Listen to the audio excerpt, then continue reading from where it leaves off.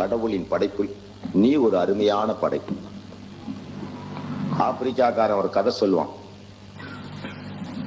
நான் போய் ராபின்சன்கிற தீவுல நெல்சன் மண்டேலாவை வச்சிருந்த போது ஒரு 15 வருஷத்துக்கு முன்னாடி அகமது தீதாது நாங்க ஒருத்தரை கூட்டிக்கிட்டு நெல்சன் மண்டேலாவை பார்க்க போறேன். அப்ப அவரை ராபின்சன்கிற தீவுல வச்சிருக்கிறான். ஸ்பெஷல் பர்மிஷன் வாங்கி அவர் மகள் 16 வருஷம் அவர் ஜெயில இருந்த புதுசுல ஒரு 10 ஆண்டுகளுக்கு முன்னாடி சவுத் ஆப்பிரிக்கால போய் டர்பன்ல இருந்து இறங்கி ராபின்சன்கிற தீவுக்கு போய் பார்க்க போறேன்.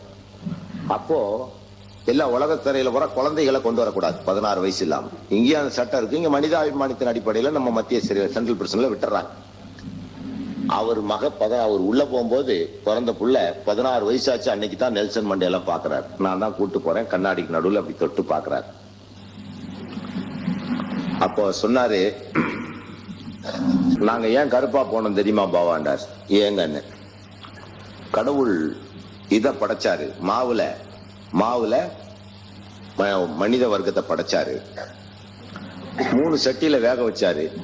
முதல் சட்டியில தன்னோட படைப்பை பார்க்கலான்னு அவசரப்பட்டு எடுத்து பார்த்தாரு. அது வெள்ளையாவே இருந்துருச்சு. அது வெள்ளைக்காரன்.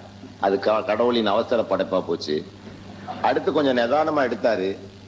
அதுதான் நம்ம செவ்விந்தியர்கள். நார்மலா நல்ல அழகா இருந்துருச்சு. அந்த ஆனந்தத்திலேயே ஆகா தன்னோட படைப்பை பார்த்து சந்தோஷமா கடவுள் மறந்த போது 3வது பொம்மை கருகி போச்சு. அதான் நானுங்க. கடவுளின் முதல் பொம்மை கடவுளின் அவசரத்துல பிறந்தது வெள்ளைக்கார. கடவுளோட நிதானத்துல பிறந்தது செவ்விந்தியர்கள். கடவுளுடைய மறதியில பிறந்தது நாங்க. அப்படி சொன்னார். அவங்க அதை அந்த மாதிரியான சென்ஸ்ல எடுத்துக்கிறாங்க. அவருடைய வாழ்க்கை சரித்திரத்தை வெளியே கொண்டு வந்தது கூட ஃபாத்திமா என்கின்ற பெண் தான்.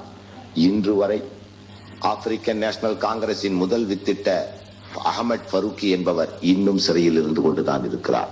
எங்கெல்லாம் மனித இனம் ஒடுக்கப்படுகிறதோ, நசுக்கப்படுகிறதோ, இஸ்லாமியர்களாகிய நாங்கள் விட்டுவிட மாட்டோம். அவர்களுக்கு துணை நிற்போம்.